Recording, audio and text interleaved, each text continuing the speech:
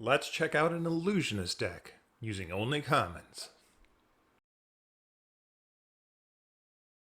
Hi friends, welcome back to Nearly Sane Games. I'm Neil, and today we're building a Prism Commoner deck. Now let's take a look and see what we've put together.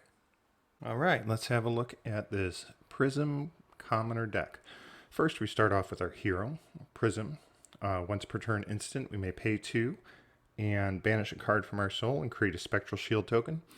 The important thing is that late game we're going to be looking to attack with these Spectral Shields, so we'd like to get a few of those out throughout the game. We want to get some cards in soul and get there eventually. Our weapon is Iris of Reality. It's going to allow us to attack with those Spectral Shield tokens.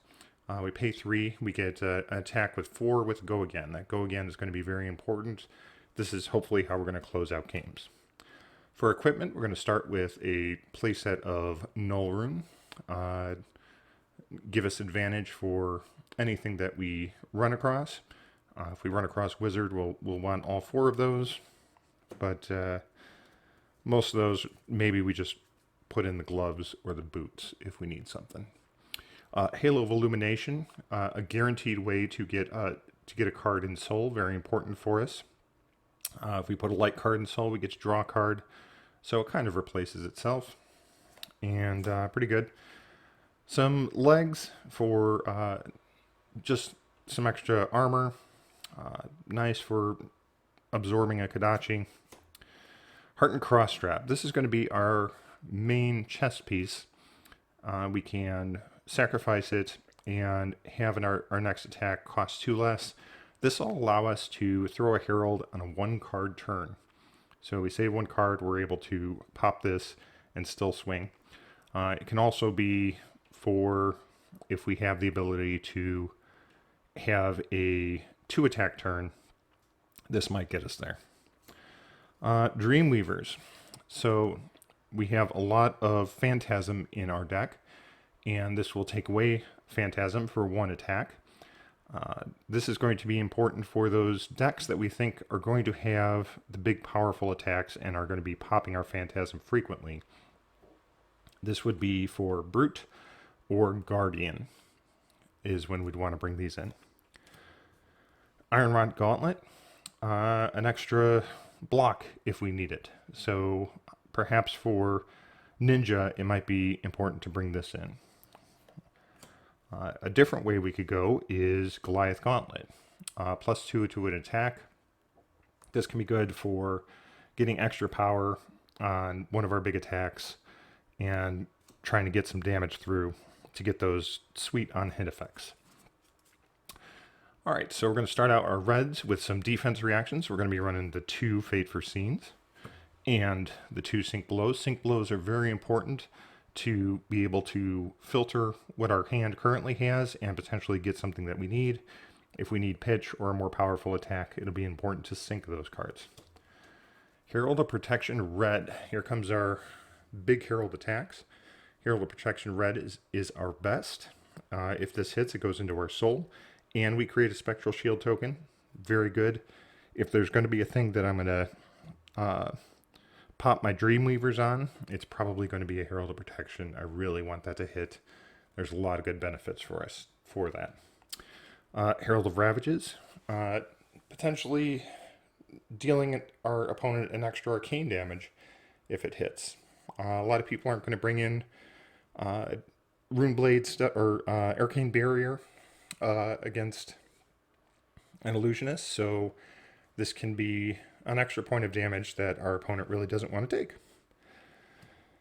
Herald of Rebirth allows us to recycle something that we've already played, which can be good. Wartune Herald, our 1-cost Herald, still attacks for 7. Still goes into soul if it hits. Very good for us. Stony Wootenhog. It's important that in the mirror match that we have a couple of attacks that are non-illusionist that we could potentially use to pop some of our opponent's illusions.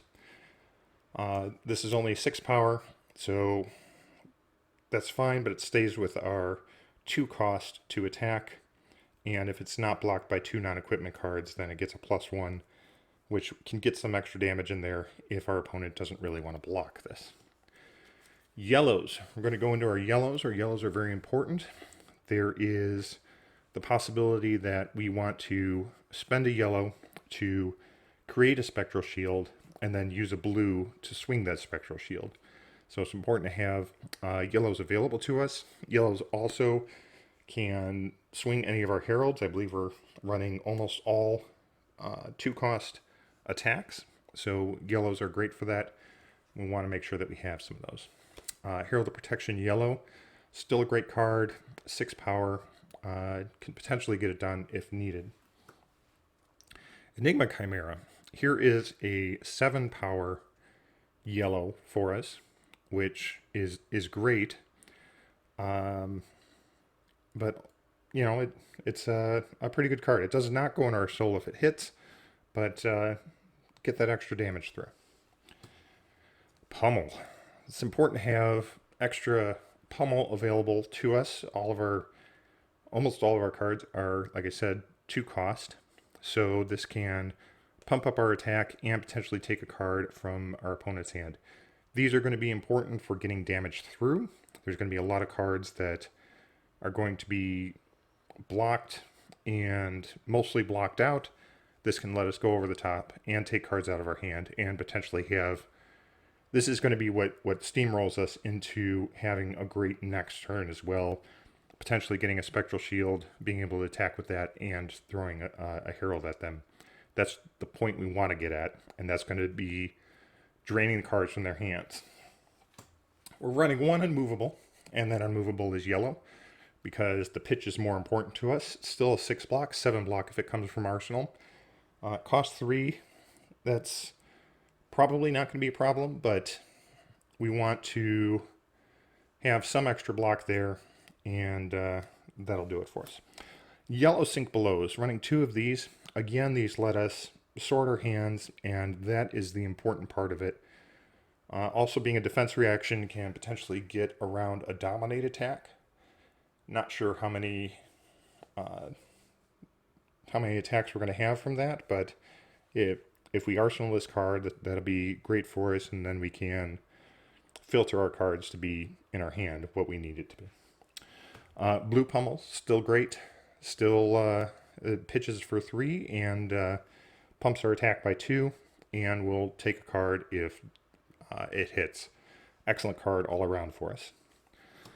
Blue Herald, we're going to have a lot of blues in this deck. We want to be able to fuel our heralds and potentially have a turn where we can have a 1-cost like a War-Tuned Herald and a 2-cost Red Herald to swing with that, and this will allow us to do that.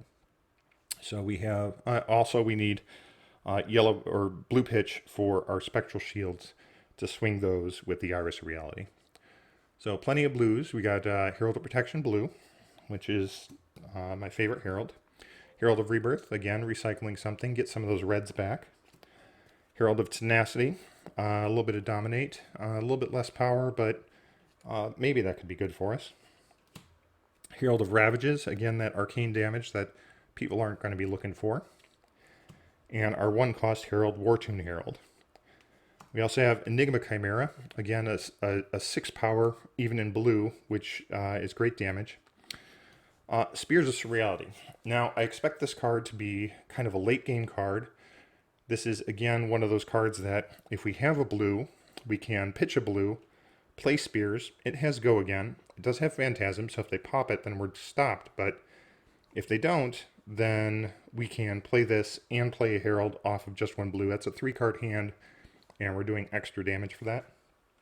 Also, if they potentially pop this Phantasm, we could have 2 pitch available to pull a card from our soul and make a Spectral Shield token. So I like having 2 blues for the late game.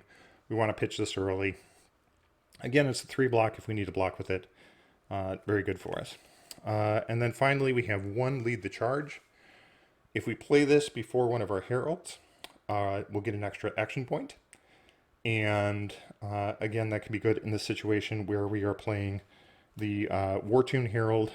We can potentially play Lead the Charge, pitch a blue, and play one of our red heralds, and then have an extra action point and still have one resource remaining to throw a Wartune Herald at them. It's a lot of damage for one turn. So that's the deck. We're going to be playing this on Friday's Armory event, or Thursday's Armory event. So tune in on Friday for the Armory report, and we'll see how this goes. Until next time, I'm Neil, and this is Nearly Sane Games.